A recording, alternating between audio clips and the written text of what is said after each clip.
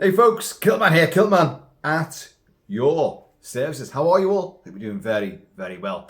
Now, I have been eating octopus and it made me very ill. Yes, they're meant to squirt black ink. That was not the colour that I was been squirting since I've been eating octopus. That was a big mad mistake. I like seafood, but people did say don't eat octopus. It's got effects. And I went, you're all right. I'm the Kilt-Man.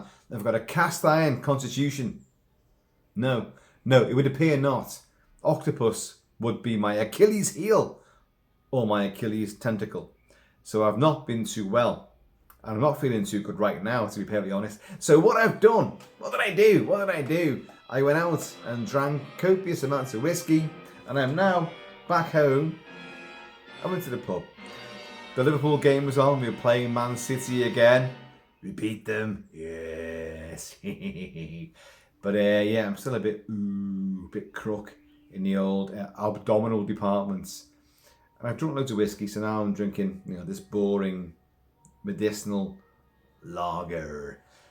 But anyway, so let's see how we get through this video, because I may have to rush off at some point. Monster on the Campus from 1958. Wow. Yeah. Now, I did a review of the film The Monolith Monsters from 1957 only a couple days ago. It's all part of this fantastic box set on Blu-ray from Eureka with Man-Made Monster, Lon Chaney Jr. and The Monolith Monsters covered massively. And now this. And this is the later film in this run. And what it is, these are all monster movies which have been put together in this box set. They're all kind of overlooked, but they're all kind of influential in their own way. They're all kind of weird and have their own strand of, idiosyncrasies and weirdness. And this is almost the last in the run of the Silver Age of Universal Monsters, the Monster on the Campus. There was a couple more, I think, but they were like kind of leeching out, because the last one they made was about a year or two later, 1960, The Leech Woman, and it kind of marked the end of that era of Universal being resurrected by each new sort of monster revival sort of thing. And they were always on the death knell, Universal, of this particular wing of their enterprise. The monster movies, the horror cycle, it was dying. It was endless repeats and recycling, and so-and-so meets so-and-so, and all this kind of crap, like House of Dracula, Frankenstein, monsters, blah, blah, blah, blah. It went on ad infinitum, but they were the law of diminishing returns. But they kept on managing to resurface, to claw their way out of the grave or out of the swamp and come back with something else, something new. And this was the death knell. This hand was not coming out the swamp. It was kind of like, it was just a last grab and then sank below again. But it's great. And this is the thing. Now, Monster on the Campus, what a hokey, goofy, fucking in-your-face title. Pure exploitation. This was the era of I was a teenage werewolf, I was a teenage Frankenstein, I was a teenage necrophiliac, I was a teenage, whatever, whatever the hell they were. And it was the era, the late 50s, teens, kids, that was the thing. They're the monsters, they were becoming the monsters. But this film span that round and reversed it. The kids weren't the monsters. It was the college professor. It was the paleontology expert at the University of Dunstorf, done something anyway, done roaming college in California, on the back lot, of course, of Universal Studios. And if you look closely in the opening scenes, where those great big cars, which I've described before in other reviews from films of this era, those great big huge DeSotos and what have you, perambulating down the streets, huge big monoliths they are, They're like boats on wheels. Well, you go past the Monsters house, Mockingbird Lane. You've got the Monsters house there. If you look closely, you will see again the clock tower, which is in Back to the Future and many other movies. It's there, but they've dressed it up a bit differently. And you will approach the university, the college, or whatever it's called, through this arched stone wall. You'll go through that, but you'll see that clock tower. It's right there again. And I love the way they do this. Universal dressed up their standing sets, their back lot all the time. You can still go and see these. A lot of them are still there. Houses and streets and town closes and squares, they're there. A lot have gone, but a lot are still standing. So it's well worth going to have a little peruse about if you're a movie aficionado. So anyway, yeah, we're in this 1950s halcyon college environment, and you've got the professor. What's his name? Well, he's played by Arthur Franz, and he plays a guy called Donald Blake. Donald Blake. Yes, you heard me right. Marvel fans? Donald Blake? Who? No. You? Well done, well done. That is Thor's alter ego on Earth. Dr. Donald Blake. And this came out before Stan Lee did all that connection between the God of Thunder and his earthly alter ego. So definitely nicked there, I would say. But Donald Blake has just took delivery of a coelacanth. Yeah, the coelacanth. That great big fossil fish, that living fossil fish, they still exist. There's about, I don't know, at the time of this movie, we're told there's about 800 of them living around the world. In today's world, 2022, I'm not too sure how many. But this is a living fossil. It's been well known, it's been well documented after its discovery in the Wuhan fish markets a couple of years ago. No, it's not been affected by evolution. It's remained the same. But then again, you've got great white sharks, which have not really changed throughout evolution. They've remained exactly the same, although, they've shrunk down from the megalodon, which we all want. Isn't it weird? We all want a megalodon to be out there. Of course we do. That thing, if it was real, it could eat submarines, it could eat frigates and warships. Wow. But, on land, we're still kind of safe. Can't really do a great deal. It might eat a nuclear submarine, but it can't fire the missiles now, can it? Or can it? But yeah, so the coelacanth is a great big prehistoric fish which did apparently walk across the seabed. Its fins were growing out to a point where they could have formed legs. So they could have formed the basis of, a new evolutionary offshoot from man being born of ape. Which is what this film was about, by the way. But I'm getting there. I've been out. I've been drinking. So, let's just wing this one. So he takes delivery of this, and wow, everyone's like, wow, Jesus, this is huge. It's huge. In the first 5 minutes of this movie, he takes delivery of a coelacanth, which is in the back of Troy Donahue, who would go on to become teenage heartthrob Troy Donahue in Grease, And as for you, Troy Donahue, I know what you want to do. Yeah, it's him. Not the world's greatest actor, but he's fine. And I think he plays Jimmy, some lad called Jimmy. And he's helping out Donald Blake, the doctor, and he's taking delivery of this coelacanth. And like, doctor, it's in the back of the van, but the heat. We're talking California here, for God's sake. The heat, it's defrosting.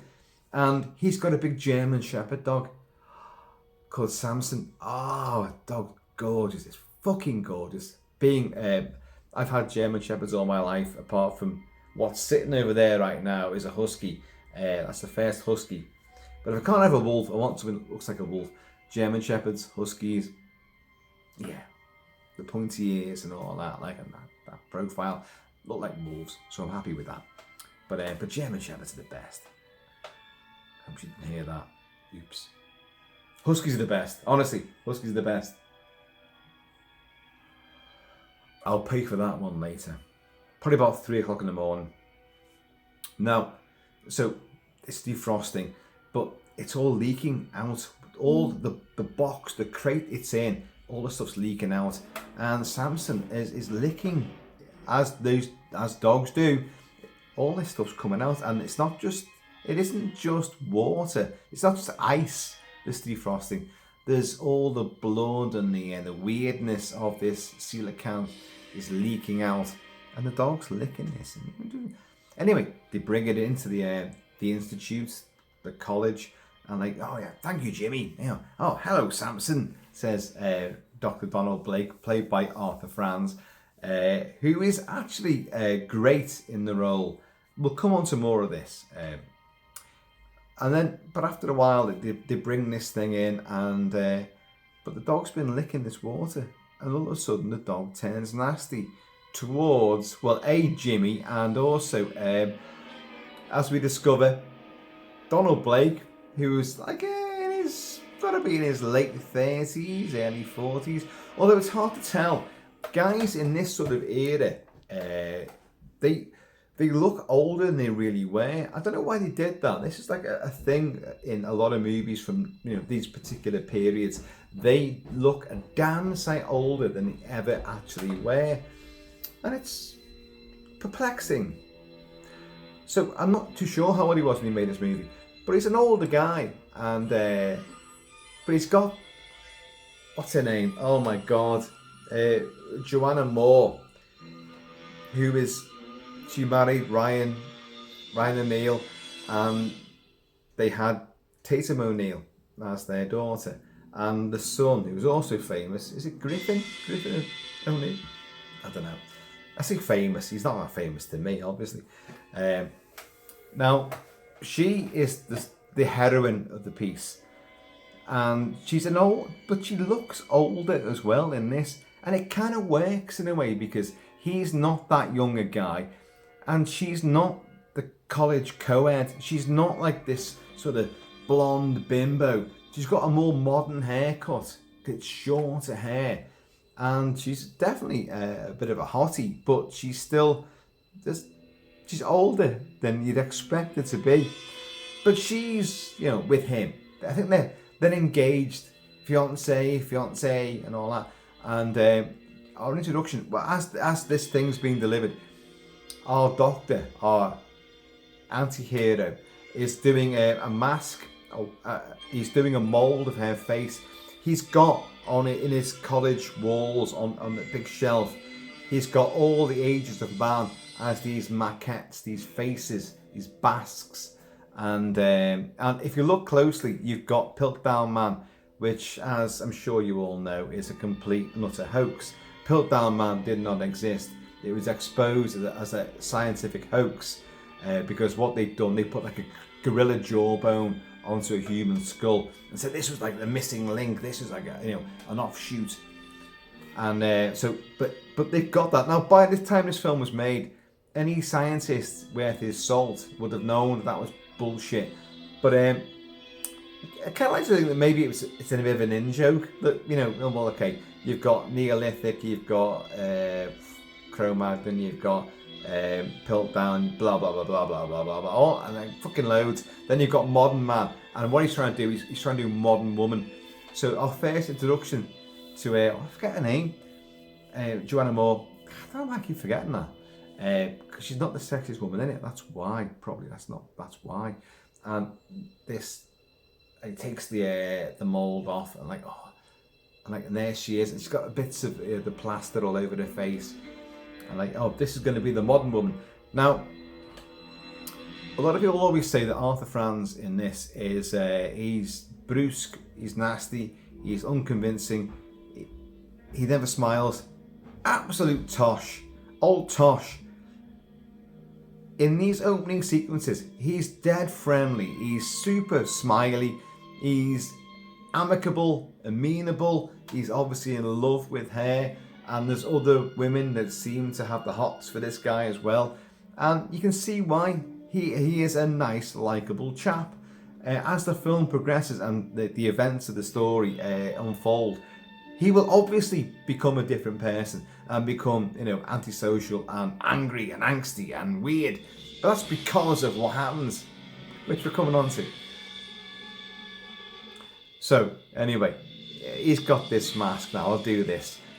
But in the meantime, that dog, Samson, the big German Shepherd, who's been licking the water, leaked water from the back of the van, from the coelacanth tank, has suddenly reverted to being almost a Siberian, what are they called? Oh, a saber-toothed wolf. Because his teeth, his super canines have got like that. And he's now suddenly going for everybody. He goes for like, what's that fucking name? Joanna Moore, who plays Madeline. That is, I'm sorry about this. Madeline, who is our anti-hero's fiance. He goes for her, and then when Jimmy, Troy Donahue, gets his dog, tries to stop it, the dog goes for him as well. So they wrap the dog up in a blanket, they bring it back in, they put it in a big, super big cage, and they're trying to like, what the hell turned this dog? What happened to it? Has it got rabies? So they do all shots on the dog, and well, not drinking shots, but they're taking blood from it, and like, oh, let's try and work out what the hell. Has it got rabies? Has it got this? Whatever. No, it hasn't. And what's going on is, we'll get to this. We'll get to this. So the dog is actually with these big fucking outstanding, canines. These super pronounced prehistoric canines, which no one seems to really mention. It's in a cage. It's like, arr, arr, and these fucking teeth are out there, and they're going like, and our hero is going like, have you seen these teeth? They seem different. But as events transpire, the dog reverts back to normal overnight. Ooh, and the teeth shrink back. But also, overnight, our hero and the coelacanth, an assistant, played by, Helen Westcott, who plays Molly Reardon, nurse Molly Reardon. Now, she's not called nurse, but she's kind of an assistant to him in the college grounds and the whole sort of university campus sort of thing. She helps him, but she likes him too, and she kind of says to him, by the way, this is the first 5 fucking minutes, folks. This is 5 minutes into a movie, and you've got a dog which is reverted to a saber-toothed wolf creature, and a big, massive, huge coelacanth, which is a great dummy. It's a great prop. Looks fantastic. So you've got that, and so mystery abounds, and also love interest. You've met his fiance.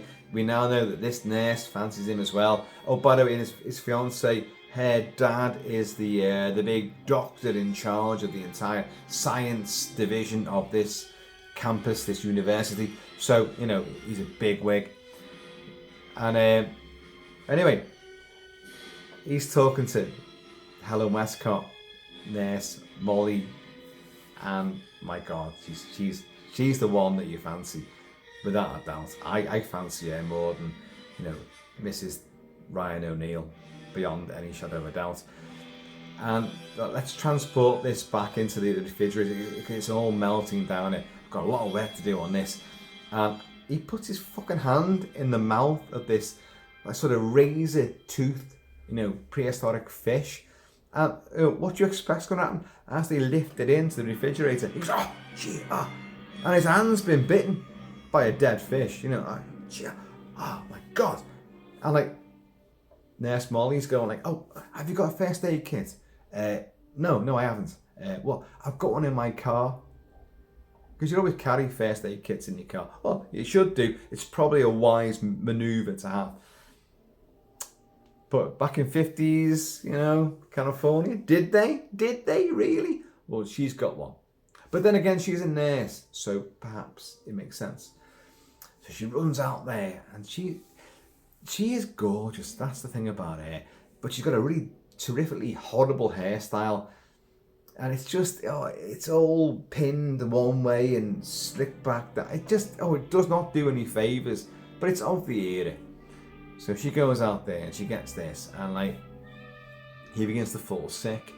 And like, oh God, well, there's a big dance that night, at the college. There's a great big dance. He's meant to be there with his fiancée, Madeline. And, well, that ain't gonna happen, is it? So, he gets in the car and she's like, I feel terrible, just take me home. He feels a bit like the way I do after eating that fucking octopus. And how it all ties in. Well, not amphibious, but maritime sea fish things and their effect upon human beings. Oh my God. I need to do some more research upon this, because I think things could go horribly, saltily awry. He collapses in the car. She drives him home, and he's just dead to the world. And like, she runs into his house, gets the phone to try to to call somebody. And anyway, an ambulance, doctors, whatever. And yes. And next thing you know, you see this hand come around the door, and like, it's a bit of fur on her knuckles. It's kind of misshapen. Comes in, she's on the phone, and she turns around, and you see a shadow of a hand across her face, and and that's it. Then there's all, well, hang on, where is he? Where's Donald? He's meant to be at the dance. And you've got Madeline, his missus, his fiancée. Well, I'll go and get him. He must still be working late. So they go to the laboratory, and they can't find him anywhere. But well, what's happened here? I'll go to his house. He must be at the house. So off they go to the house, and she walks in there. Now, obviously, this was a different kind of time period where nobody would worry about locking their front doors, because everyone's front door is open. People just walk in. Yeah. Hello, we're here. Right. I haven't come to home invade, to torture you and lock the door behind me and, completely just dismember you and all your family and do despicable things. No, we're all friends here. There's no burglaries, no robberies. And just goes in. As indeed did Molly, the nurse. Molly, and he's in the car like that with his head back. I must call for help. And she just walks straight in the house. So, what's her face? Madeline goes in there, and there's wreckage everywhere, absolutely everywhere. Tables are overturned, chairs are all over the deck, things are smashed up. There's a picture of her which he's signed to Donald, with all my love forever, from Madeline, your fiancée. Don't forget about me. Don't walk with that nurse, Molly. Don't ever do that.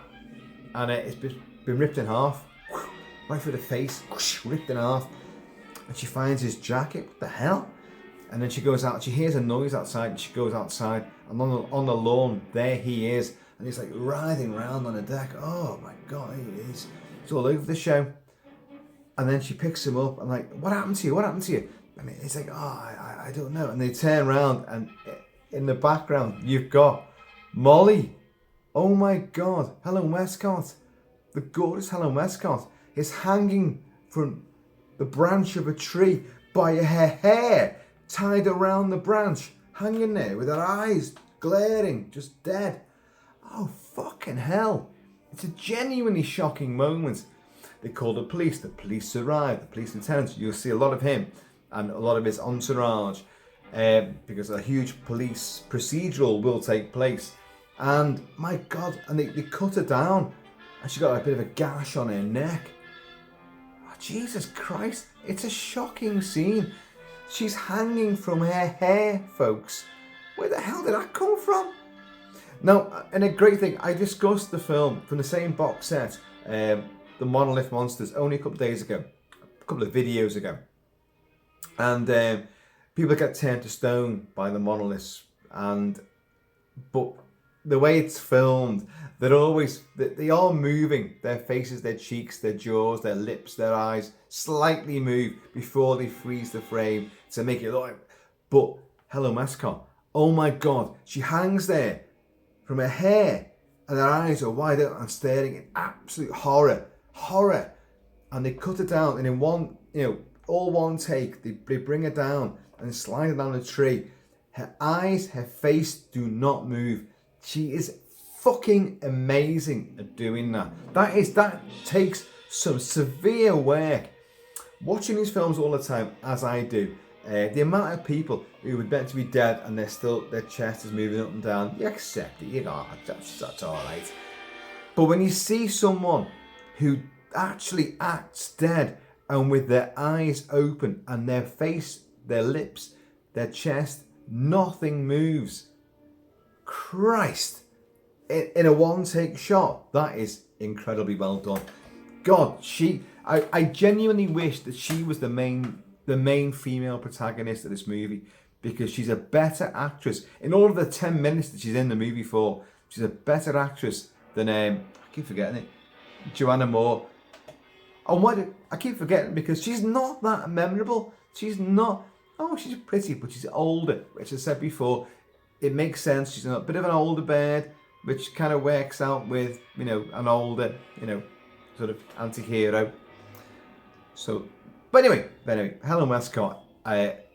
Oh God, I was so upset to see her go, and she's wonderful and very, very sexy. Very terrible hairstyle, but at least it gets disrupted and changed by hanging it from a tree bough. So anyway, he's woken up and his clothes are all dishevelled and ripped up.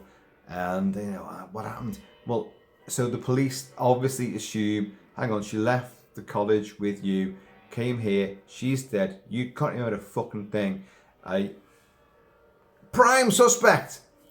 But whatever killed her and wrecked the house has left handprints on the window, and that ripped up photo of Donald and Madeline has a fingerprint on it, and they fingerprinted him, and the fingerprints don't match.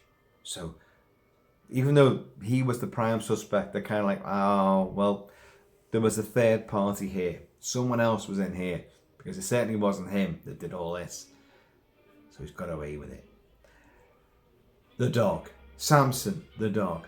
The dog has licked this fluid from the coelacanth and reverted back to a primitive state. But the next day, after all this, the fangs have retracted, and even though like our hero Donald Blake has called all the the big wigs of the university, come and look at this, look at it, something's happened here, but the teeth are normal. But no, those teeth they were not normal, and dog's not got rabies. In a great thing, folks, a great thing, a big German Shepherd dog, a dog in a sci-fi horror genre movie doesn't die. The dog gets given back to Troy Donahue. It's his dog. Jimmy, take the dog back. It takes a few more scenes, but the dog is given back to him. So happy days. That dog does not die. So happy days. But we now realise, hang on, whatever happens, it does. It's not permanent. It reverts itself. Now, anyway, before we go too much further into this, quite clearly what's happening, I'm sure you've worked it out. This coelacanth, its blood and the fluid it's been kept in has a reaction with living people, and it will revert them back. The whole film, its proposition is that man as a species evolves, but if you can eradicate one generation or one generation's learning, you will go back, you'll just revert back to its primal state. That's, we may leap beyond in technology and science and understanding, but one faltering step and we stumble backwards and we're back in the jungles of prehistory. And it's bollocks. completely utter bollocks. But it's a great sort of supposition to use for this sort of story. It's been done before. It's been done in Neanderthal Man from about 6 years before this film came out, which had the same idea but did it in a massively different way. And it would also be looked at from this film onwards in many different things. The Outer Limits, Doctor Who would do it. Many other TV shows would do a similar thing. And other movies, Altered States, Ken Russell from Paddy Chayefsky's Altered States, where William Hurt, the scientist, will, through isolation and flotation tanks and drugs, take himself back to a regressive state and become the regressive becomes the aggressive without the understanding of the world around him, it. So it's very similar. Now, Altered States definitely does seem to have a lot of lifts from this movie, because what's happening is our hero, he cut his fingers on the teeth of the coelacanth and its blood got into his, but he accidentally washed his hands in the tank of all the blood fluid leaking out of it as it thaws out. Thor, Donald Blake, Thor, see again. And there'll be another Marvel influence here as well, or rather an influence upon Marvel from this movie. So he's dipped his hand in that, and that's what triggered the first transformation. But it doesn't last long. He will revert back to normal again with no memories of what he's done, but a bit of a sneaking suspicion as things transpire. And then the whole thing is going to happen all over again, because what happens is the next transformation. Well, he goes back to class. He's been accused of murder and then got away with it. But this is the next fucking day, for God's sake. And so someone's broken this house, according to everybody in the college. Broken this house, trashed the place, knocked him out, and killed someone that we all knew and loved, and hung her from a tree in his back garden. And he's back teaching the next day. This is the coelacanth. This is a wonderful piece of prehistory, a living fossil, and we can learn so much from this. A bit of time out, maybe. But another thing is, you get a dragonfly which lands upon this coelacanth and starts sucking the defrosted blood from it. And this dragonfly will become, having engorged itself upon this blood, this prehistoric blood, will become a huge 2-foot long dragonfly. A great puppet moving around the environment, and becomes a threat as well. But what happens is, and this gets witnessed as well by Troy Donahue and his girlfriend. They hear this monstrous buzzing noise, and what the hell's that? What is that? Is it a machine? What is it? And they go into the laboratory to get Samson back, because it's Jimmy's dog, and to get Samson back, which they do get back. But they're like, Professor, can you hear that noise? Yeah, it's been bugging me. What the hell is it? And they open the blinds on the window, whoosh, they go up, and this fucking thing's boof, boof, boof. This bloody big dragonfly, massive. Oh shit! Bam, bam, bam. You've had one shock scene of pure, what's her name? Oh God, Helen Westcott, Molly, the nurse. Sorry, I keep referring to my notes. I've been drinking. I keep forgetting everyone's names. And she's hanging from the tree by her hair. That's a great shock moment, and it lingers on it as well. And it's it makes it even worse. And then you get whoosh, the blind goes up, and this fucking thing is hitting the window. And you're like, whoa! And it's a great big special effect puppet, and it looks great. It genuinely looks great. So, but something like The Mist, Frank Darabont. And so you open the window and you bring it in, and they capture it. They go, I've got to prove that this is something. I gotta get more money for the science wing. I need more money. It's all funding, isn't it? Even back in the 50s, it was all about funding. And so they do capture it, and they try to. But let's lure it onto the body of the coelacanth because it wants the blood. So they bring the coelacanth out of the refrigerator. wheeling out again. So a lot of toing and froing from this refrigerator room. A lot of like carts going in and coming out again, like, and they landed there, and this thing lands on it, and he's got like the biggest, paper opener, letter opener you've ever seen. It's like a claymore. It's just huge. And he goes, and he fucking skews this thing. Like, thank you, kids. I'll take it from here. And he goes back to his room. There's your dog. Fuck off. I'm going to analyse this because this is going to make my name. Now, what happens here is he smokes a pipe as well.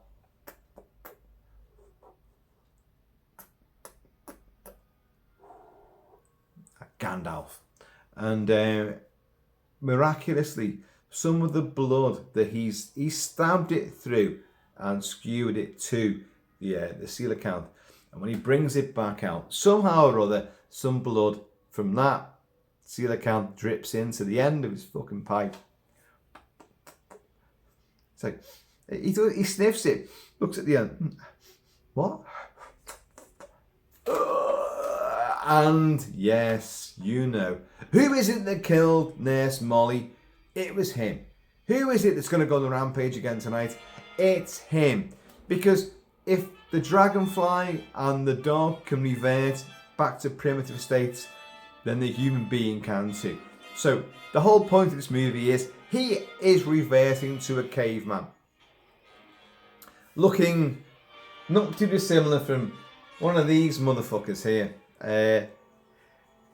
To be fair, Bud Westmore, who did many makeup effects, and actually has a very controversial history, not the greatest of people to work with, and a bit of a fucking liar as well throughout most of his career.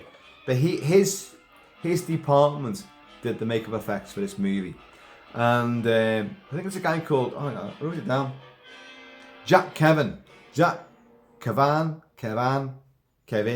I don't know. He is the guy that actually did the makeup effects for it. And sadly, all you get for him is a mask.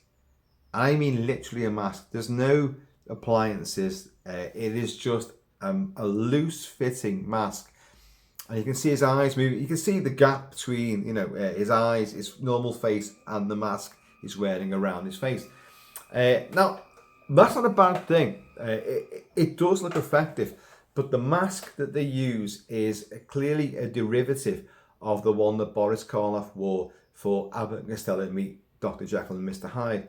It looks just like that. And it's also, that mask has been used in other movies, or that design. I'm not saying that mask is the one they've used in this film and other movies, but that design clearly is. That mold, that sculpt has been used time and time again. So you'll recognise it. And it is something, not that colouring, but it perhaps looks more like my face than either of these or that. But it's hokey, but it is scary. And what happens as well, he goes through a Lou Ferrigno, Bill Bixby transformation to the Hulk. More on that in a bit.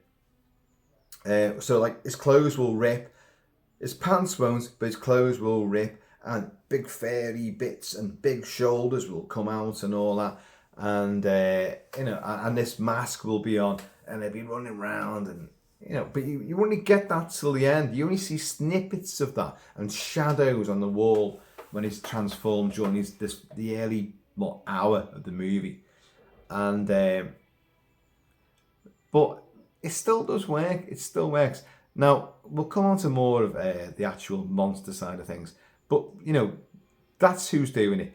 The killer is himself. He doesn't realise that yet. It'll take him time to work that out. You will have the police coming again. You will have, who else gets killed? Someone else. They realise that, hang on, so the monster goes on a rampage again. It goes to the pipe. And he transforms again. And wreckage in the laboratory. And the police are already watching because he is a prime suspect, although the fingerprints don't match, the handprints don't match, the footprints, well, no human has a foot like that. And then one police guy goes like, maybe somebody with a foot like that might have a hand like what we saw in the window. Really? Really, Sherlock? Really? Yeah. And so they assign a bodyguard to Donald Blake, thinking that maybe, well, no, if it isn't you, then someone is trying to incriminate you, and is trying to, they're killing people around you, and they're really going to, they're setting you up, but they want you, so we're going to keep a bodyguard. And of course, that bodyguard, during the pipe transformation, he goes off to make a phone call, and he comes back, and the whole fucking place has got erupted. Well, shit, where's he gone? Jesus. And it runs off trying to pursue whatever's caused the wreckage here.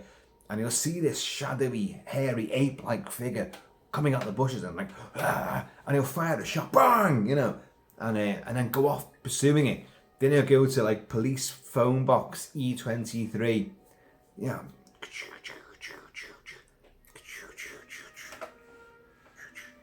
Yeah, it's Officer so-and-so, and we've got an ape-man, a maniac on the loose on the campus. Yeah. Send help.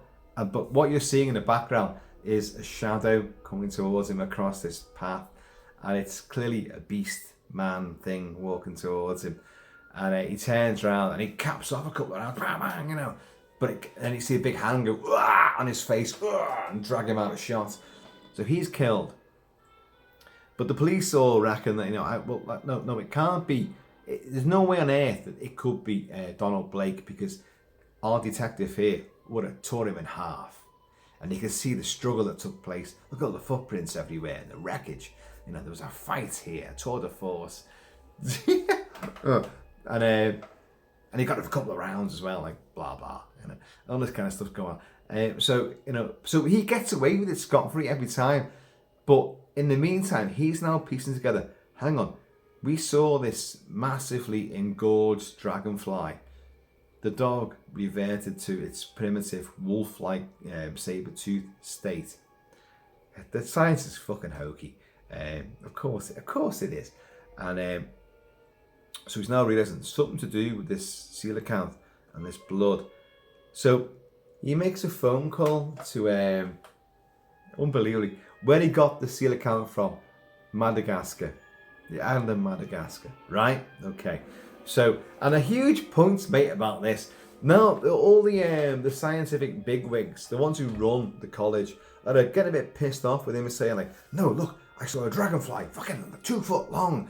The dog had teeth like a saber-toothed tiger, but they're gone. And they're like, and he's also incriminated 2 murders now. So they're like, look, this is not working out too well. Maybe a bit of leave of absence might be in order. And he's still, something happening here. I've got to work this out. We know what it is, but they don't believe a word of it. And you've got Whit Bissell from many horror movies, from Creature of the Black Lagoon, which Jack Arnold did as well, and many other movies. Whit Bissell, and he's the college doctor, and but he's a bit of a nasty bastard, really, to be honest. He's got no patience for him. A doctor with no patience. There's a joke there somewhere, and. So, we don't believe a word you're saying. This is ridiculous. You need to fucking take some time out here and, just go away somewhere and do your own thing, because, you made a phone call to Madagascar and a big thing's made of this. I was saying this and I did lose my track. Of course, you know what I'm like. He phones up, guess who? Dr. Moreau. Dr. Moreau, the island of Dr. Moreau, experiments on animals to make animals into humans and reverse it and all that. You kidding me? Playing around with evolution. He makes it, that has got to be a huge in-joke that. He makes a phone call to Dr. Moreau. Can't just get over that one. That's not an accidental name they brought up there. And it's Dave, someone who wrote this, who'd done many sci-fi pulp stories in the past. And he even wrote the screenplay for The Time Machine, George Powell's The Time Machine. which is fantastic, as we all know. And he wrote the script for this. I've probably got his name wrong, but it doesn't really matter. Dave something, Dave Donald Dave Douglas, fucking whatever. Check it out. Google's a wonderful thing. So, they must have thought, hang on a second, Dr. Moreau, let's see if anyone picks up on this. H.G. Wells, Dr. Moreau, come on. By this time, it had been filmed once with the Island of Lost Souls with Charles Lawton. Fantastic. I've covered it on the channel massively. I massively adore the movie. So there's no way on earth that is just by accident. That's happened on purpose. So but he made a massive phone call to Matt. Don't worry, the college will reverse the charges. And apparently it's cost $400. But back in those days, that's probably, what the hell? Are you kidding me? Look, you've proved nothing with all this. But it's worked out. The reason why that phone call was made, how did you preserve this seal account? What did you do? And he's writing down all the process behind it all. And what is it? Gamma rays. Radiation. Gamma rays. You've got Donald Blake, the alter ego of Thor from Marvel, Stan Lee. And all of a sudden you've got gamma rays, which are transforming people into monsters. The Hulk, anybody? Stan Lee again. Did Stan Lee watch this movie and get quite, ooh, there's a few good ideas I could use. I can work with these. Fucking too right he did. You can't get over that. Donald Blake, who comes with that fucking name, and gamma rays to enhance superhuman abilities and make a monster out of a man, and the ripped shirts, and then the waking up the next day and you're back to normal again, but your clothes are all ripped up. Come on, Stan, the man. Yeah, you ripped this off, man. So they work this out. Look, you need to have a bit of belief. So fuck off. He explains to them, but the gamma rays are what makes this, and he's found some bacteria underneath the scales of the coelacanth, which have got, it's got crystallization on it. I don't know what that means. He makes a big thing of it to these guys. Come here, bring the police with you. I'm going to show you this. It's got crystallization on it. Only when they look at it, I don't know, I just see thriving bacteria. Donald, what were you meant to show me? And he's like, what do you mean? Everything he says, it's all temporary. The transformations are always temporary. They last for, a killing spree in his case, or just a bit of an active wild rampage, bacteriologically or physiologically, in anybody else's case. But when you bring in the people, look at this, they can't see a damn thing. It's like, well, that just looks normal. Donald, what are you trying to pull here? I think you've been working too hard. And by the way, stop screwing around my daughter. And yeah, your fiance. Don't forget about her. So look, he's like, oh God, maybe I am thinking too hard about this. He's clearly fucked up. He knows he's involved, because there is a great scene when the cop is there and everyone's there, and he's saying, like, well, if maybe someone broke into, my laboratory and accidentally got some of that coelacanth blood into their blood, and then the first time would be an accident, and maybe we got bitten or whatever, and he thinks about the scar on his arm, his hand, where he stupidly got himself dragged across his knuckles dragged across the coelacanth's teeth when he's trying to carry it. Not the best procedure, hardly scientific, that is it. And he kind of realizes he's piecing it together. Shit, it's gonna be me. So he's like, he just goes, yeah. Someone may accidentally cut themselves on the shit, and then but the first time be an accident. Second time can't be an accident, and he's thinking to his pipe and the blood dripping down from the skewered dragonfly, and the skewer's got into the coelacanth's blood again, and he's like, he hides the pipe, and he's like, shit. You can see the thought bubble was going like, oh fuck, it's me. Better not let them know. oh shit. Because there's been 2 deaths already. The gorgeous Helen Westcott and this copper. And so, look, Donald, take a bit of leave. Go up to my cabin in the mountains. It isn't far. It's only up the hill. Take one of our great big, massive jalopy, boat-sized automobiles and drive up there and just stay there for a few days. Okay. I will. Thank you. I'll do it. But he's realised now that he is this reverted simian caveman beast thing on the rampage. But he also knows, right, I've got to prove this now. He's got a conscience. I've got to prove this. So up he goes to this cabin, up in the woods, and he's got like files of the blood from the coelacanth, and he sets up cameras, big flash bulb cameras, and does a big mad tape recording. This is almost like a dying man statement.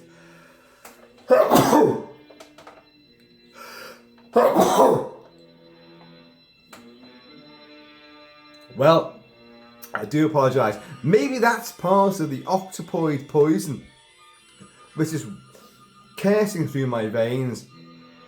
Maybe if you play this back, you might see more arms appear around me and be squirting black ink around the scenery. Jesus.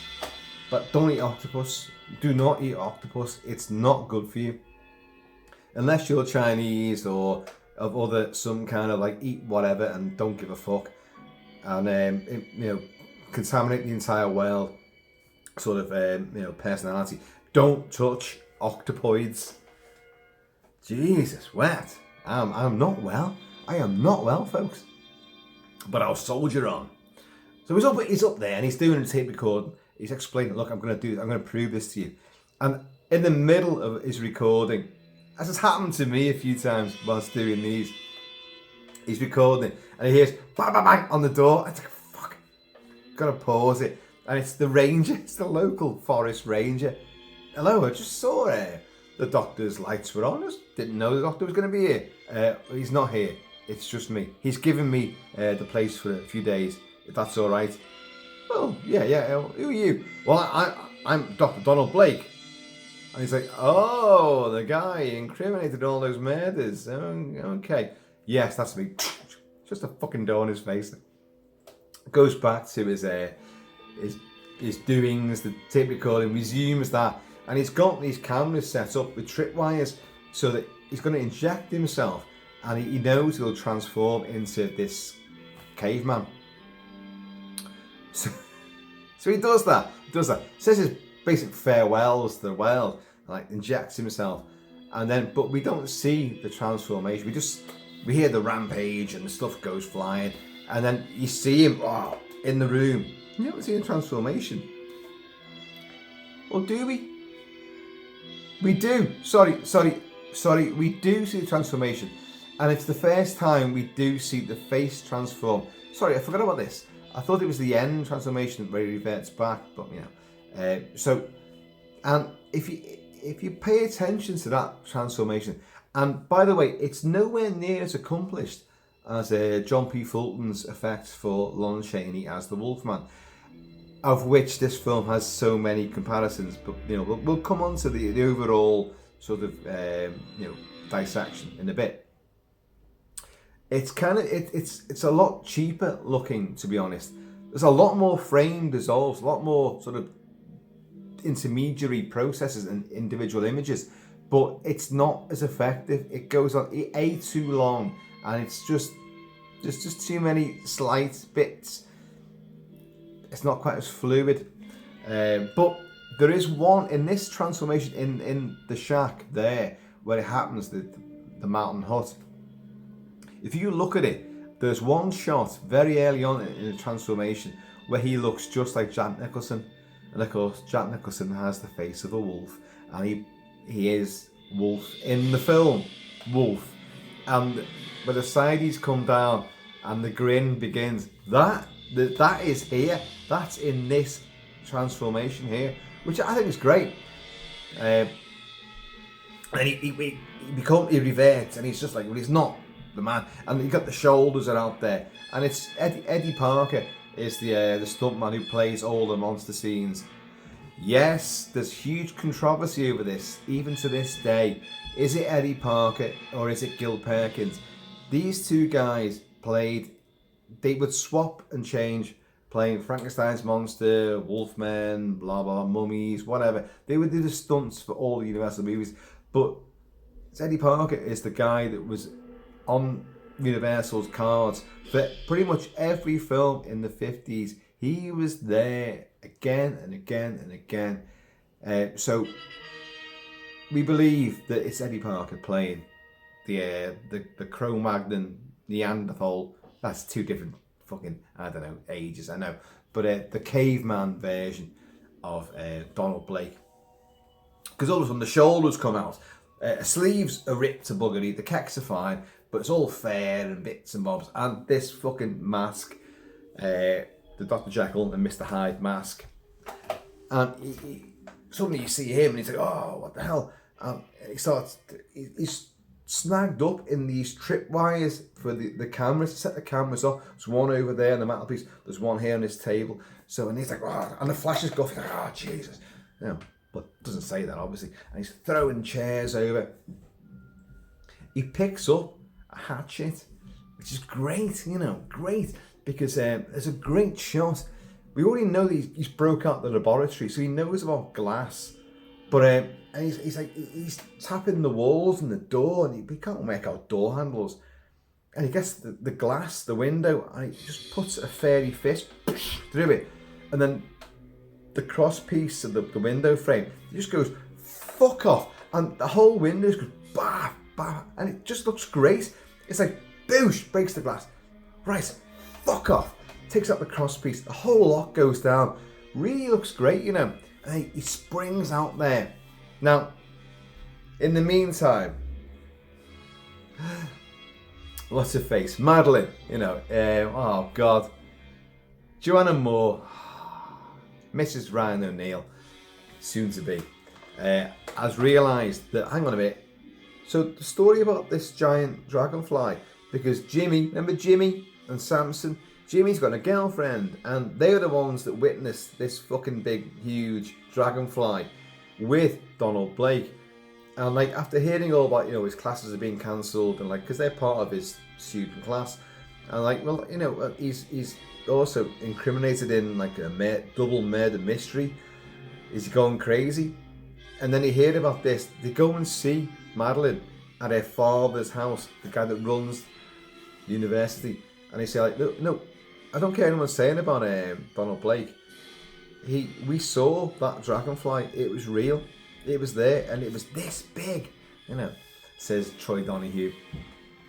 And she's like, well, thank you for coming to me. Thank you for telling me. I'll tell my father. And she goes up there. She drives up there in one of these great big, huge, destroyer-sized cars, the Soto, up these little country roads and the canyon sides and all that, like, and roars past that ranger's office.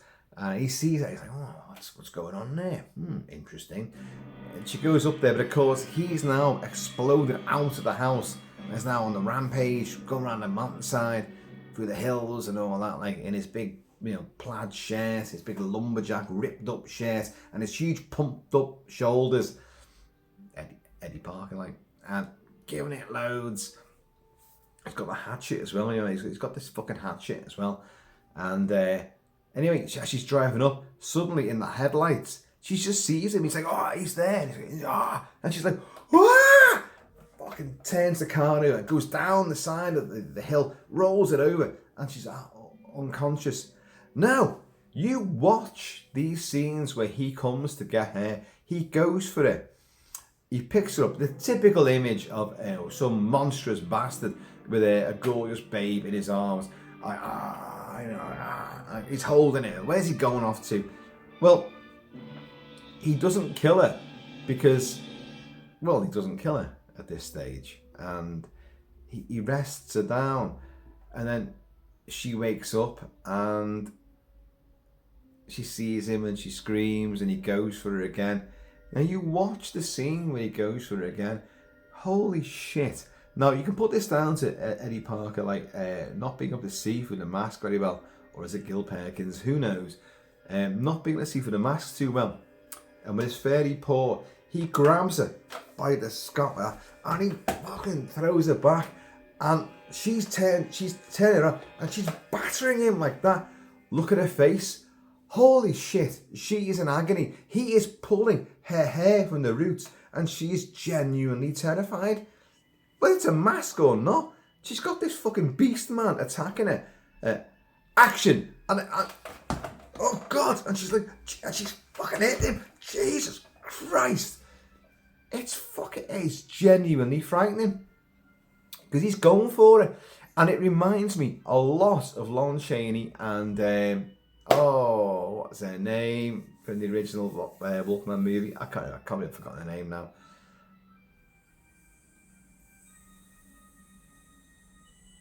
I forgot the name. No, I have forgotten the name, and I can't believe it. Lon Chaney starred with her, Gwen Conliffe, that's her character name, in so many movies, and the two of them really did not get along. Lon's drunken behaviour and antics really pissed her off. Evelyn Ankers, God almighty.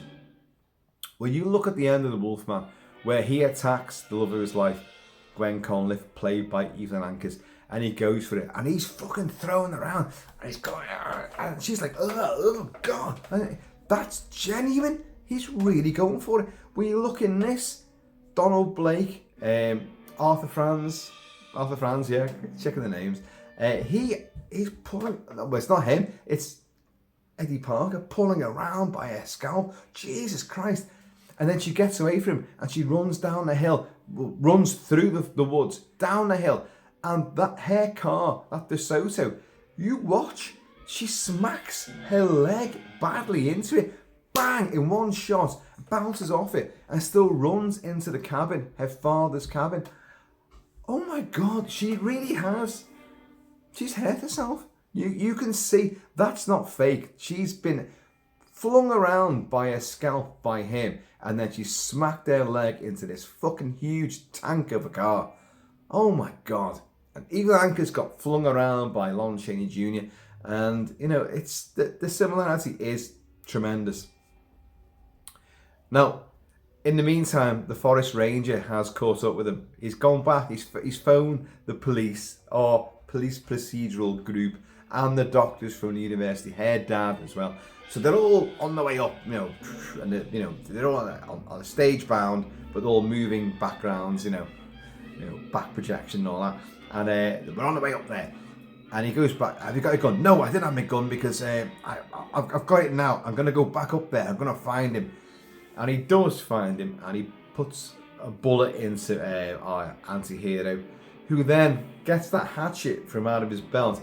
A caveman suddenly realizes, what, a belt is quite useful. I could put my hand weaponry down there for nice, securement.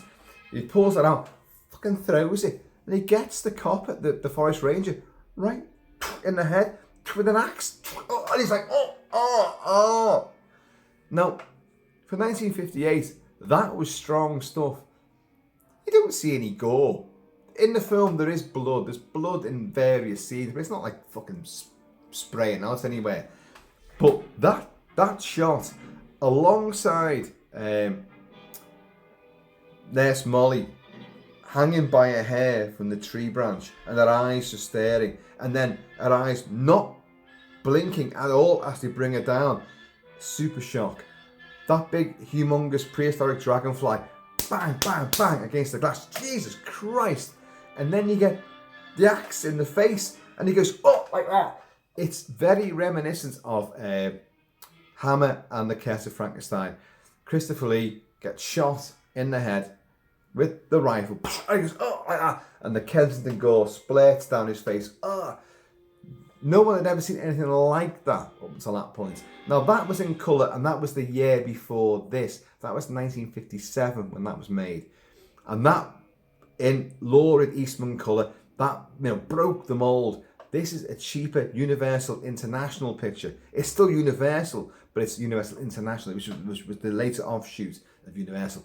And budgets were coming down, down, down, down, down, as you can tell by the makeup effects. And yet they still were. But that, and he just holds it. He goes, and falls down the hill.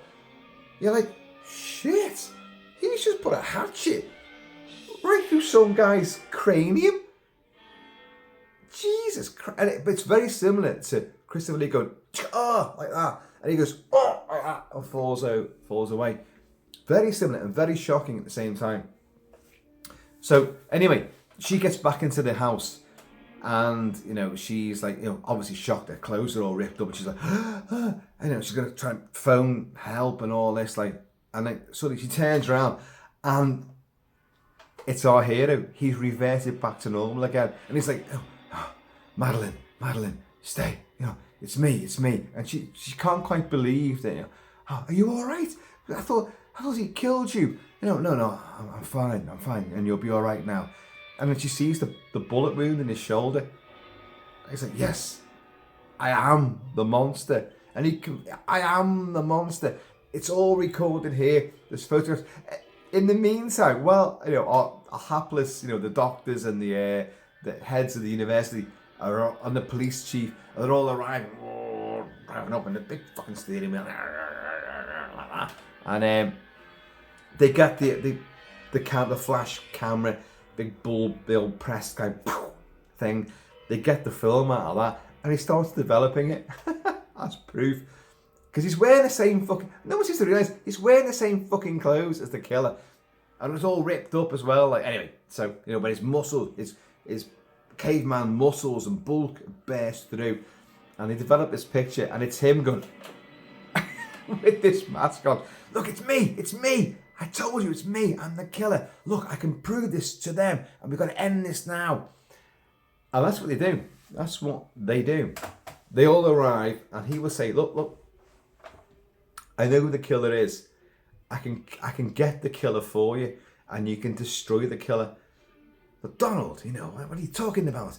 It's all on tape there. Madeline will explain it all, blah, blah, blah, blah, blah. But come with me, just come with me now. And he goes out with one of his hypodermics of the coelacanth blood. And it goes off with one of the doctors. And look, just watch now. And they go up on the mountainside again, he just. Well, that's where he find the body of the poor forest ranger with his fucking axe in his face. Oh dear God! And he injects himself, but he turns away from the doctor. He's like that. And he's like, this guy's going, Donald, come on, you're making a fucking fool of yourself. What's wrong with you, man? Madeline's gorgeous. You're making a fool. She won't want to know you after all this. Donald. That's gamma rays. Hulk inspired. Clothes ripped. Well, his clothes were already ripped to begin with. He turns around. And this guy goes, because he's got a gun. He goes bang bang.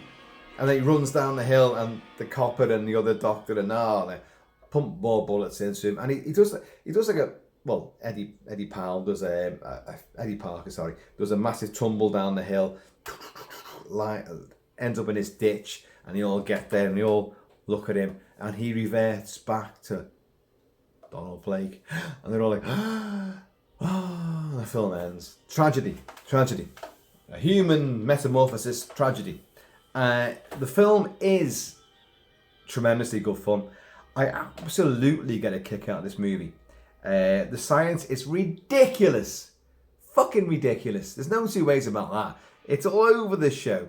The coelacanth exists, but the blood and the turgid water is preserved in, the use of gamma rays, absolute bullshit. Piltdown Man being there is a massive fucking, that's almost like a big signpost saying, we haven't got a fucking clue. Doesn't matter. It's the werewolf myth.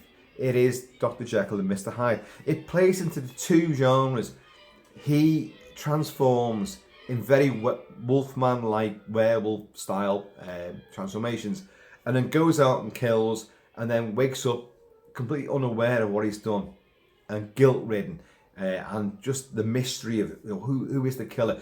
You've got the killer is the hero at the same time. Great great dichotomy, great sort of dynamic to use in movies. And they did it, obviously, with Werewolf of London, 1934, 35, and then obviously 1941 with The Wolfman, and all the offshoots from that. And it works perfectly here as well. But of course, you know, it's also Dr. Jekyll and Mr. Hyde, because he fucking knows what's happening, and he will inject himself again with this weird serum, whatever, because his learning brain wants to understand what's happening and wants to record it for posterity and put it out there. I've got to explore this. It's horrible. It's vicious. It's horrible. You know, it's a nightmare. But I must record this for posterity, because he basically gives himself up at the end. He knows what he's done, and he's gone up there to document it and commit suicide. Suicide by cop. He wants to be killed by somebody else to end it all. And you know, there's a lot of emotional and sociological ramifications from this. Forget paleontology and all that kind of stuff, because that's bullshit. All that side of it is complete bullshit. It's the human dynamic, the human emotion, and rage, the beast in man. This film embraces all of that. Now, Jack Arnold took this movie after the likes of I Was a Teenage Werewolf. And I Was a Teenage Werewolf, this has a bearing upon this, because it's what Universal were doing, was like, look, okay, the films now that we've made have all been like old, staid, in pure black and white. I don't mean just visually, but in moral stature, the moral barometer, science. We must do this. Oh, but we created a monster. Yes, but the monster, we'll eradicate that. But science comes first. In the 50s, it was the kids who were meant to be the nightmares. They were turning into monsters. And it was all about them. This film does not do that. Although it might be set at a college, a university, a campus. The kids are there, but they're not even the victims. They're not. Only a couple of them actually have any words to say in it. Troy Donahue and his bed, and they're trying to get the dog Samson back, which they do, which is great. Yeah, and but beyond that, the monster is not the kids. In this era, kids were being demonized as being members of gangs and delinquents, drinking, drugs, and all that kind of stuff. Which, as it happens, oh God, give me a name, Joanna Moore, God, Mrs. Ryan O'Neill, her life did descend into drink and drugs. A car crash, she lost some fingers, and drink and drugs. She never left that. And to look at her in this movie, you'd be stunned to think that could happen. She looks amazing. But the kids aren't the monsters. It's the college professor. It's the guy, the authority figure, who actually is the monster. And he tries to, he's clearly going mad in the process. But then he realizes, because he's going mad. He knows he's not the killer, but somebody else is. But something else is happening. The coelacanth, its blood, and the dog. Same thing. I'm not wrong, because no one else saw the fangs apart from him. And they're like, oh, are you okay? But the dragonfly thing, no one believed that until Troy Donahue and his bear come forward and explain, no, that was genuinely the case. We saw it, we witnessed it. No one believes it. The bacteria has gone back to normal. It's not crystallized, but it was before. Oh, no. So they're all thinking he's gone completely crazy. And he's thinking, what the hell is going on? And yet he knows that the coelacanth is part of all this. And the gamma rays, as he finds out, is clearly, the crux, the catalyst that makes it all happen. And he is the monster. So, even though the fingerprints don't match, the handprints, the footprints don't match him, but he's reverted into this fucking monster, this old prehistoric man creature. And the whole thing about the hair. Now, you think about Helen Westcott being hung by her hair, Nurse Molly, and she's hung by her hair. Now, what's the cliched image of the caveman? Captain Caveman, the Flintstones, everything, They drag their mate back to the cave by the hair, carrying their club, And we all laughed about it in the 60s, 50s, 60s, 70s. Everyone laughed about it. Yeah, dragging the mate back. And the mate was always like, here we go again, sort of thing. You know, and it was dealt with in a funny aspect. You couldn't do that now. I mean, well, I don't mean physically do it, but you couldn't even do that as a comical sort of thing now. You'd be massively... the puritanical reign of woke fire will incinerate you within seconds if you started doing that kind of shit, even in jest. But back in the 50s, late 50s, that's what they're doing. She's hanging from her hair as a reference to that. And when he goes for his missus, when he goes for Madeline at the end, you know, and he's pulling her by her hair. And I said before, you look at that scene, he's really, really going for it. He's hurting her. Look at her face. It's like you may have rehearsed the scene. You may know in the script what's going to happen here. But if your hair... And she's like... And her pain on her face is really severe. And she's like...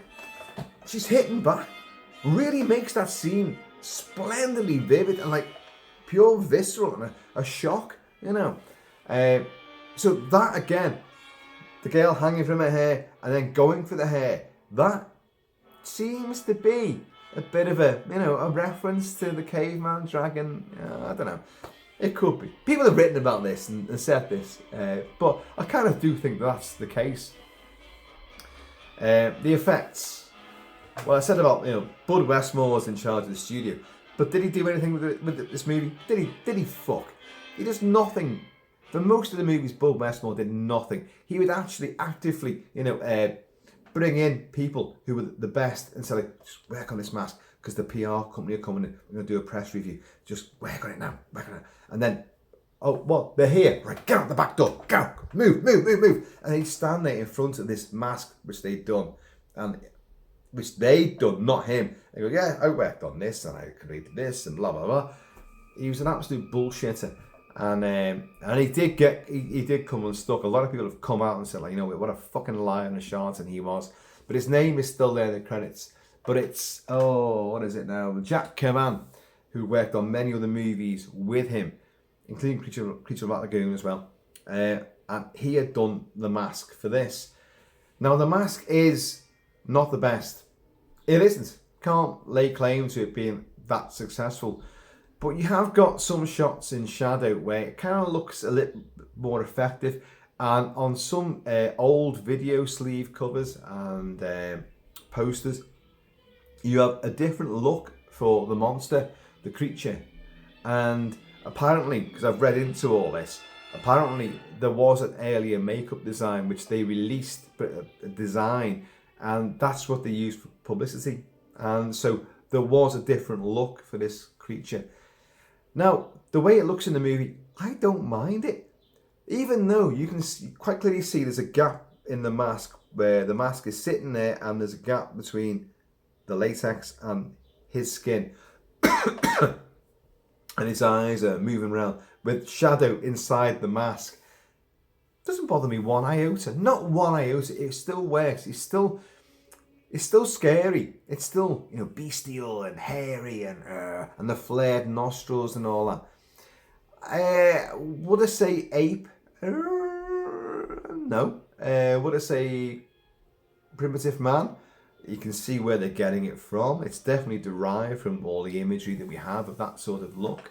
But without a doubt, it does seem to emulate, perhaps because it is, if not the same mask, the same sculpt of the mask, but just sort of redressed with different fur and maybe slightly stretched in different places from Abbott and Costello meet Dr. Jekyll and Mr. Hyde, which is a great look.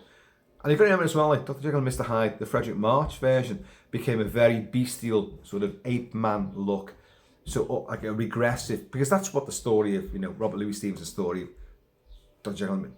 Jekyll and Mr. Hyde is. You know, the very, you know, high society Dr. Jekyll he reverts into primitive man with no morals and just, but with the knowledge of what's around him. Yeah, I can use it, but I don't give a shit. I'm going to be like, but he's become bestial as well. The outside manifestation of his inner dark id his primal id as made manifest upon his face. And it's great, and this film does depict that in so many ways. So, it's a Monster on the Campus. It gets a bad rap, from a lot of people. And yet, it's actually really enjoyable. In the first 5 minutes, you've had a dog, a German Shepherd turned into a saber-toothed wolf beast. You've had, clearly a lot of mystery taking place. You've had a couple of fit babes in there. And it works. It's never boring. People say about Arthur Franz playing Donald Blake that he's a horrible, he's just so brusque and, unlikable. I don't get that. I don't get that at all. He is very likable in the first 15, 20 minutes or so. Not even that much, because shit happens very soon. But he's laughing, he's joking, he's flirting, he's all smiles. Only when things go really badly pear-shaped and persecution and paranoia and madness ensue, and death and murder and violence, that he becomes very, brusque and assertive. But even then, I like him. I don't get the hate for him. Hate may be a strong word, but I've seen a lot of people saying, "Oh no, his performance is terrible. He's someone likable. There's no chemistry whatsoever." I totally disagree. I think he does work well in the movie, and I think the film is well plotted and well paced. The science is a load of old hokum and bunkum and bollocks, but it works in the context of the story. In this sort of, this high school, college, university sort of brevity, and we're all geniuses here together, but we follow the set path. Donald, what you're saying is complete and utter lunacy. Just don't tell anyone else, because we're going to get a bad name for ourselves. We're going to lose funding. The whole thing about the phone call to Madagascar and Dr. Moreau, which is genius. They go on about that phone call. Even the head of the fucking college is phoning the operator like, the minute Dr. Blake finishes that phone call, you let me know, because I'm going to go over there and fucking blah, blah, blah, blah. Just run over there and take the phone out of his hand and put it down, if that's how badly you feel about it. But it's funny how funding becomes a major thing. Funding's huge today as it was back then. It's funny to watch things from that era when you think, it's funny how they can make rockets and jet cars and have armies and do all sorts of things, and it just seems to be endless. Funding. Giant ants in LA. We can send the Marines and Air Force and all sorts in there. There's no limit to our financial capabilities. And then you get this, a low budget Universal International movie, and they make a big point about even a long distance phone call is going to cripple the science department for a year. I think that's actually great. It's not boring. It's not just it's great minutiae which adds detail and depth to a story which is absolutely overblown and a lot of scientific buffoonery. But you've got the Wolfman in there, you've got Altered States in there, you've got Dr. Jekyll and Mr. Hyde in there, everything's in there. And it is, without a doubt, massively influential. And this beer, which I stupidly poured before, has gone monstrously flat.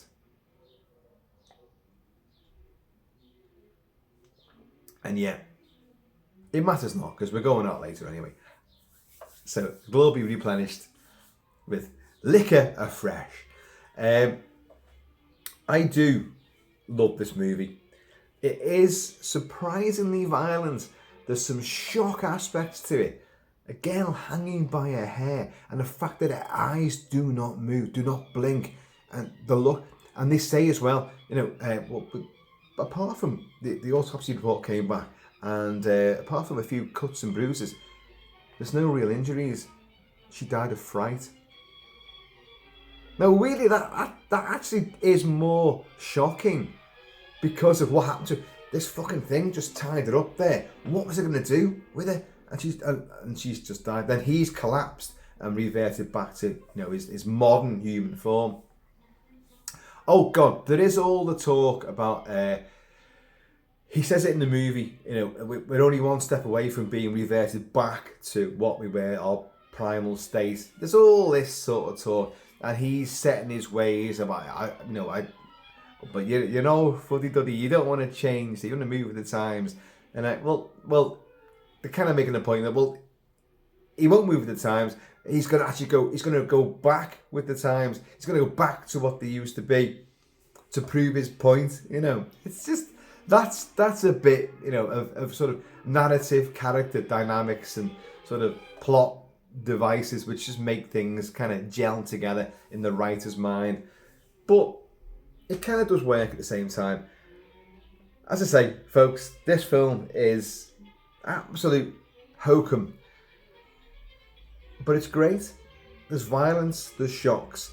The effects can be great. The dragonfly is wonderful. Wonderful. The big seal account is a fantastic prop. The mask isn't grand, but it still works. And, you know, the hunkered up shoulders and, you know, the lumberjack shirt and the hatchet. Fuck off. You know, you're like, what? I don't go expecting blood to fall. Like, that doesn't happen. He just catches it basically and goes, But it's just the fact that the axe is thrown at someone's head and it sticks in there. And you're like, oh shit. It was a massive shocker to people back in the day.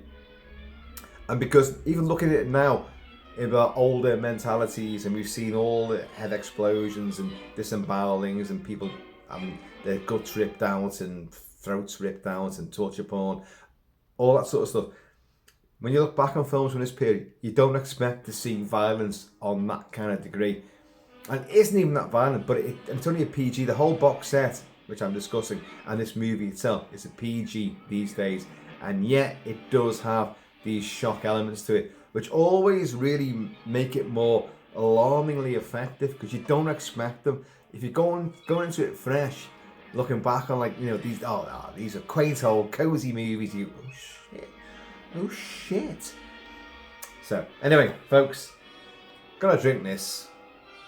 Gotta go and pull another octopoid tentacle out of my rear end, because I'm sure I'm giving birth to fucking octopoid bastards. So, what you can take from this is, like, Eureka have delivered a masterful box set of these vintage movies. I have discussed the actual box set itself, and I discussed another movie within it. It is the Monster... I always get this fucking title wrong. 3 Monster Tales of Sci-Fi Terror. I wish they hadn't called it that. I cannot get my head or my mouth around that title. And in this, you have Man-Made Monster with Lon Chaney Jr. from 1941, just before he made The Wolfman, with the same director, George Wagner, which we're going to cover. That's going to be the next review from this box set. I've covered the Monolith Monsters, which came before this, 1957. I covered that extensively. That's brilliant. Stupid, but brilliant. And I love it to bits. And this is the latest movie in this set, which is Monster on the Campus. Although most of the actual monster action occurs in the last sort of 10 minutes, and it's on a mountainside, nowhere near the fucking campus. But it's to coin in on the whole teenage sort of, you know, vogue at the time. I was a teenage werewolf, I was a teenage Frankenstein, you know, all that kind of stuff. Werewolf in a girl's dormitory, which, by the way, I love, and I will cover that at some point.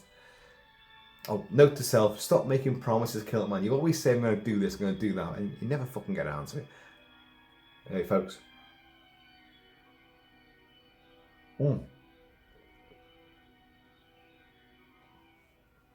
I have not been playing the soundtrack to this movie. I do not have the soundtrack to this movie. But I've been playing a great big playlist of 1950s monstery soundtracks and stuff, which all fit the bill. Because a lot of these movies had library tracked or stock tracks from other movies which had come before. They had stuff from the 1930s were playing in the 1940s, stuff from the 1940s were playing in the 1950s. 1950s and 60s had stuff from the 50s, 40s, 30s, all playing in one big smorgasbord. And in between all that, you find composers coming up with new stuff just to intersperse the library tracks.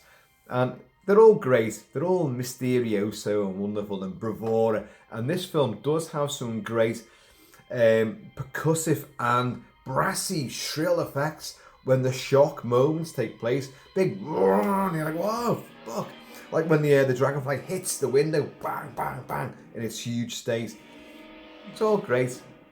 Folks, there you go. Another massively rambling OTT video on a film which most people don't give two shits about. But I do, and hopefully you might do now. This is the point of all this. Some people out there know these films and love them. I just want to hear someone else talk about them. Some people out there just want to learn about these older movies. And some people just don't give two. Just go off, shut up. You know, they're all shite. But hopefully, even those people might go like, you know what? Gonna give that a go. Always worth looking back on these movies, because without these films, the films from the 1920s, 1930s, 1940s shaped what would come.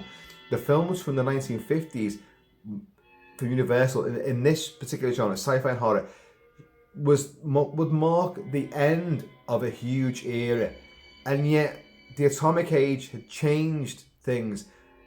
It was no longer the mad scientist so much who was doing stuff and monsters being created because of what they'd done.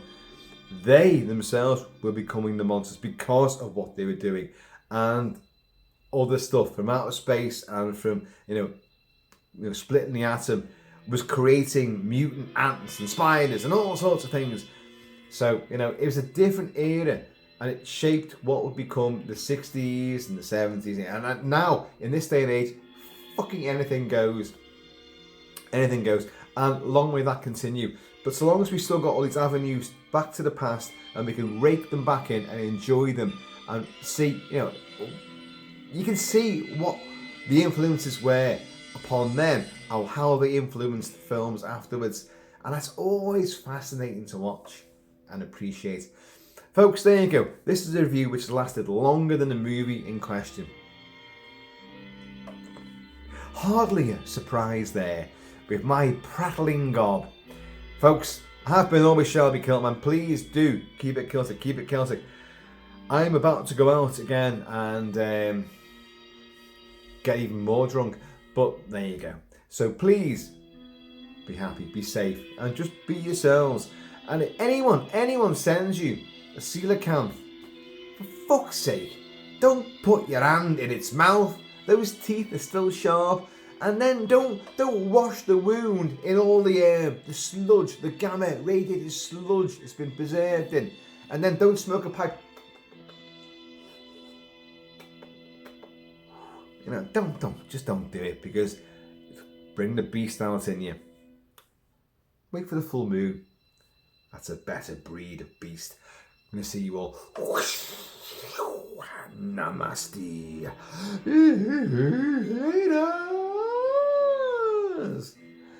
There's nothing cooler than a coelacanth.